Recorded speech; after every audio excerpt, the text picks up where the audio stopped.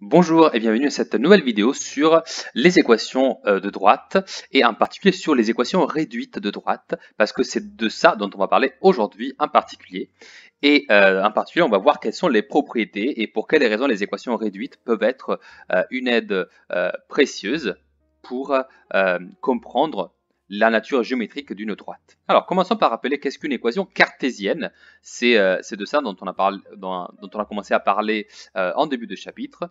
Alors, les équations cartésiennes, ce sont les équations de la forme ax plus by plus c égale à 0. Donc ça représentera une droite. Et en particulier, on a une propriété géométrique cruciale qui nous dit que le vecteur directeur a un vecteur directeur, parce que un vecteur directeur est toujours collinaire à un autre vecteur directeur de la même droite.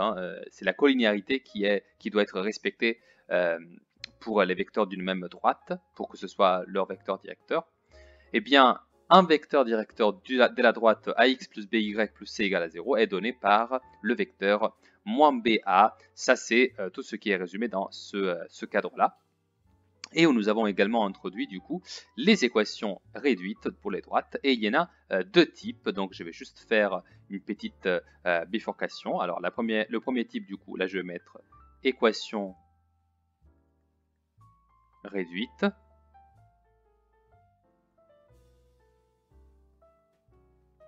Et du coup, il y a deux possibilités. Soit on a y égale mx plus p, autrement dit, les deux coefficients sont m et p, d'accord? Soit il y a un deuxième type, c'est la forme x égale à k, où il y a un seul paramètre, et c'est le paramètre k. Alors, quelle est la différence? Bon, je vous ai déjà raconté que la différence entre ces deux types d'équations réduites, c'est que l'équation réduite y égale mx plus p, qui devrait vous faire penser d'ailleurs aux fonctions affines, elle représente toutes les droites possibles, donc par exemple les droites inclinées croissantes ou décroissantes, ou même les droites horizontales, donc tout ça évidemment dans le cadre d'un petit repère comme celui-là. Et les droites de la forme x égale à k, elles, eh bien, c'est toutes les droites verticales. Donc une droite verticale, elle mettra toujours une expression d'équation réduite x égale à k. Donc ça déjà, c'est une première grande différence. D'accord? Ça du coup, c'est le premier type. Et ça, c'est le deuxième type. Mais on l'appelle toujours l'équation réduite. Donc pour faire un parallèle, vous avez deux possibilités pour l'équation réduite. Soit c'est y égale à mx plus p, soit c'est x égale à k. Alors l'avantage de l'équation réduite, c'est que du coup, c'est plus simple à écrire parce qu'il y a seulement deux coefficients ici. D'accord? Un coefficient ici. Alors que pour l'équation cartésienne, c'était 3 coefs. D'accord? A, B et C. D'accord? Donc vous voyez, il est vrai par contre aussi que l'équation cartésienne, c'est une seule équation et elle prend tous les types possibles de droites.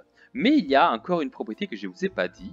En effet, il y a un correspondant aussi de la propriété que je vous avais mis juste ici. C'est-à-dire la propriété qui nous donne le vecteur, un vecteur directeur de la droite. Alors si l'équation est cartésienne, un vecteur directeur c'est le vecteur moins ba. Si l'équation est réduite par contre, alors si l'équation est du type x égale à k, c'est simple. Un vecteur directeur, ce sera comme la droite elle est verticale, du coup logiquement, je peux prendre ce vecteur-là, d'accord? Donc par exemple le vecteur qui a comme coordonnées 0, parce qu'il n'y a pas de déplacement horizontal, et 1 sur les ordonnées, et voilà, j'ai déjà trouvé un vecteur directeur pour toutes les droites de cette forme-là, donc c'est x égale à k. Mais plus simple encore, pour les équations réduites de la forme y égale à mx plus k, vous avez que un vecteur directeur, ça s'écrira toujours comme 1m. D'accord? Donc ici, vous voyez qu'il y a une énorme synthèse d'informations parce que vous pouvez simplement trouver quel est le vecteur directeur grâce à une seule valeur, effectivement grâce seulement à la valeur m, qui est visible directement dans l'équation réduite comme le coefficient associé à x.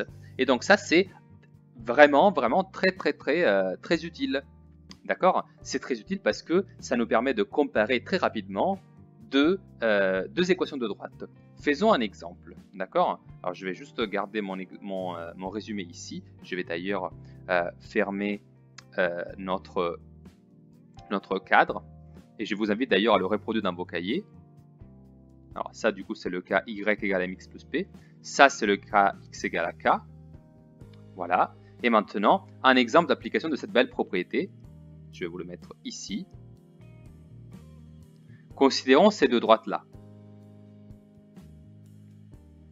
Y égale 2x plus 1. Y égale moins 3x plus 2. D'accord? Ce sont deux droites. Regardez-les. D1 et D2. D'accord? Vous savez que quand on trace plusieurs droites dans le même repère, elles peuvent être placées dans des différentes positions. Par exemple, on sait qu'elles peuvent être parallèles. Elles peuvent être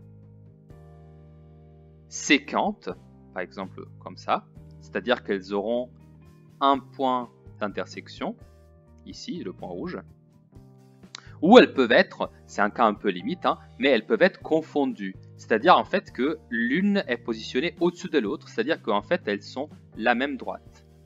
D'accord? Vous devez imaginer qu'elles coïncident en fait. D'accord? Il y a seulement ces trois cas. Et ça, vous l'avez étudié d'ailleurs au collège. D'accord? C'est fait partie des notions de géométrie de base qu'on étudie en collège. Donc, simplement en regardant les deux équations que je vous ai écrites, est-ce que vous pouvez déduire dans lequel des trois cas nous sommes? Eh bien, justement, on peut. Et ça de façon très précise. Plus précisément, pour le moment, on va juste regarder en fait le vecteur directeur qu'on peut déduire juste en observant quel est le coefficient m. Pourquoi je vous dis ça? Parce qu'on a vu juste auparavant, on a vu juste ici, que effectivement, si je vais avoir un vecteur directeur pour chacune de ces deux droites-là, il suffit juste que je regarde le coefficient m et que je l'utilise pour former un vecteur. Par exemple ici, le coefficient m est clairement égal à 2. Donc, vous pouvez dire qu'un vecteur directeur pour la première droite, donc je vais l'appeler U1, bah, ce sera 1, 2.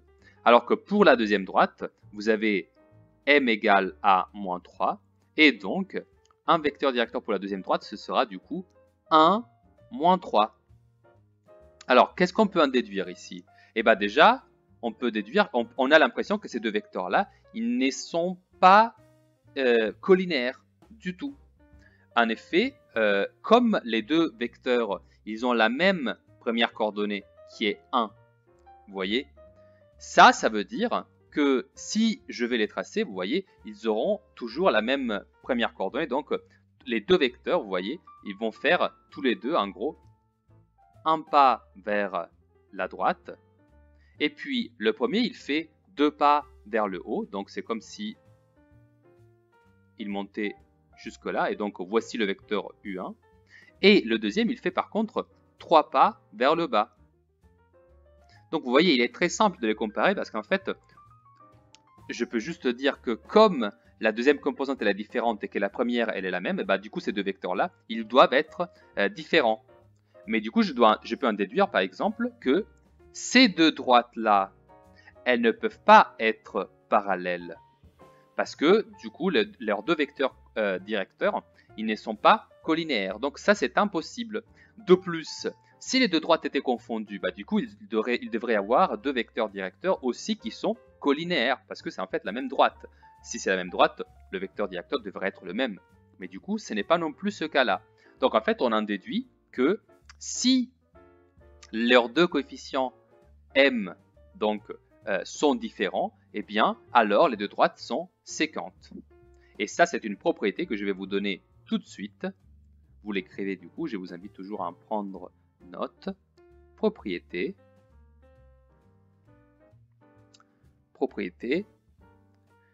Alors, on va écrire que deux droites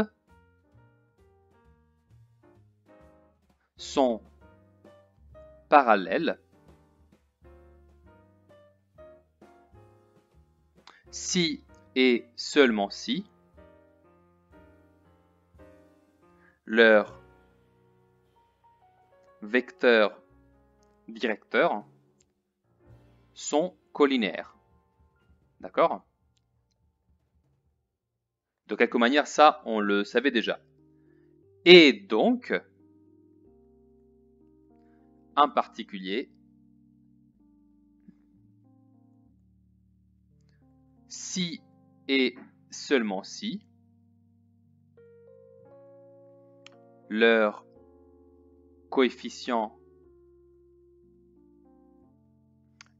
m sont égaux.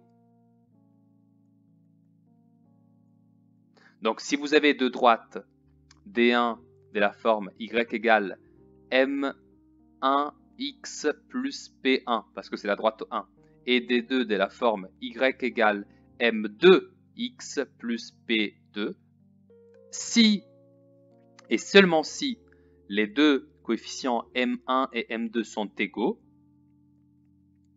eh bien, alors, D1 est parallèle à D2. Ça, c'est vraiment le résumé le plus concentré possible de cette propriété.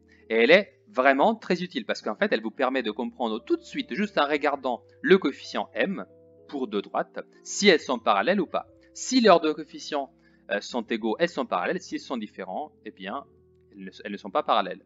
C'est ça qui est beaucoup plus pratique en fait par rapport à la première propriété, pardon, excusez-moi, à l'équation cartésienne, parce que dans l'équation cartésienne, qui était la première équation que nous avons vue, vous n'avez pas moyen direct de comprendre si deux équations sous forme cartésienne, du coup, seront représentées par deux droites parallèles ou pas. Alors qu'avec l'équation réduite, oui, vous le savez tout de suite, il vous suffit de juste regarder le coefficient m pour les deux droites, donc m1 et m2, et les comparer. Voilà, sur cette nouvelle propriété sur les équations réduites de droite, j'ai terminé le cours d'aujourd'hui. Je vous remercie beaucoup pour l'attention que vous avez portée à ce cours et je vous dis à bientôt pour une prochaine vidéo.